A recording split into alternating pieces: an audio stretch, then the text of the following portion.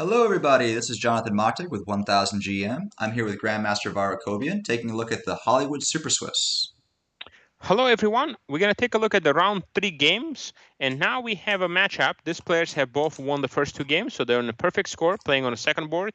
FM Ghazarian against FM Andy Woodward. You familiar with Woodward because he played in our St. Louis inaugural tournament, and it quite, a decent result there, some good moments for him there. But here he's playing some other young prodigies. So this is the battle, Jonathan, battle of the prodigies, okay? They're both very young. They're both, I think, about the same age, okay? I worked with Ghazarian previously. He attended some of my chess camps. So I know him. He's a very, very focused player. And Andy, I got to meet him during the St. Louis event. So let's take a look here. D4, knight f6. As expected, we see Andy going for the Grunfeld. Takes. I love Grunfelds. E4. Bishop g7. Standard issue. Right up the main Knight line. f3. Let's go. Yeah, right into the main stuff. Now, rook b1. Rook b1, the idea is also to try to play castle. This is another option too, okay?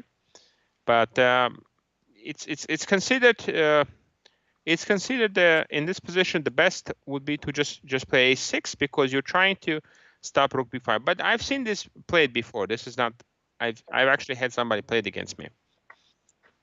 So I had this against, I think, Grandmaster David Howell from England. So knight d4, you're trying to stop bishop e6. Now bishop d7 is an option. Bishop d7, rook f8. There are many games played like this. And now h4. This is very important to try to get the h5. And I also did this in my game to create some counterplay. And now you play e5. You try to shut down. This is like my game against David Howell, pretty much. That's awesome. This is pretty much my game against David. So here I go f4. And now rook h3. So basically you got to defend c3 and you have to defend it laterally. Okay, laterally here. So white is doing great here. E6, rook g3. Okay, I'm not sure about this move, rook g3. I am not quite sure why rook g3. So the idea is, yeah, I kind of like the move queen d2 here. Queen d2, and then with the idea maybe knight b5 and get a knight on d6. Rook g3, I guess at some point he wants to play f5, a6. And now there's a blunder, knight b3, a blunder. Wow. Normally when you see this double question mark, you might think it's like a game changing, like it's losing or something. So it's a blunder because actually white had a very nice idea here. He missed it. Take, rook g6. Now the king is exposed. And if you take, queen takes b6, attacking here, and things are looking pretty bad. Here you can even continue with f5, okay?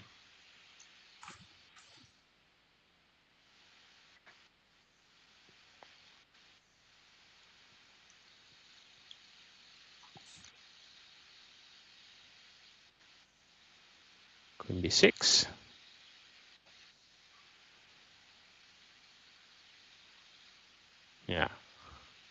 Yeah, this would have been really nice for white.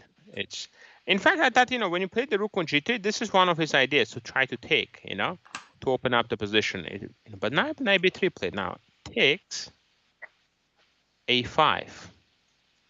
Yeah, without the knight, it's going to be very hard to attack here. Bishop f8. b5 was necessary. b5 is necessary here. b5.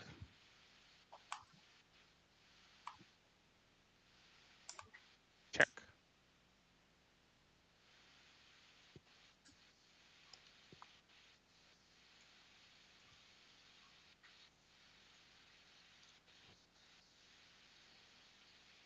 Now trying to trade rooks. It's something you want to keep the rooks here. This is very, very important. Rook d8 would have been nice here. Rook d8 check. And if you go king c2, you run into bishop e4 check. So if you go here, check. And it leads to a draw. It just leads to a draw here for this. Yeah, but he didn't do that. He played here. Now the rooks are kind of passive. Bishop d3. Still, black has a very strong position with those two bishops. Queen a5. And now rook a7 was a good move. Rook a7 attacking the queen. And if you go back, bishop a4 is very strong, so you have to take.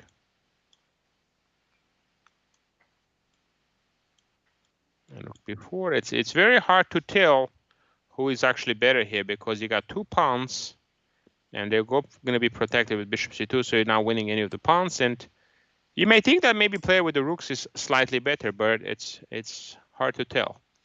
I think position is just equal here.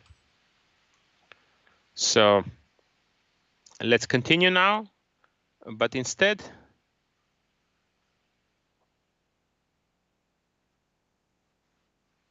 yeah, rook a8 was not played, bishop g2, rook b8 now trading the rooks. And now I think white is just doing really well here.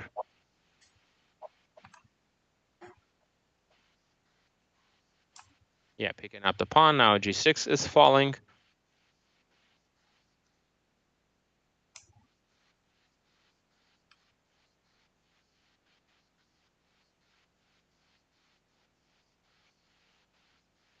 Trying to give a mate.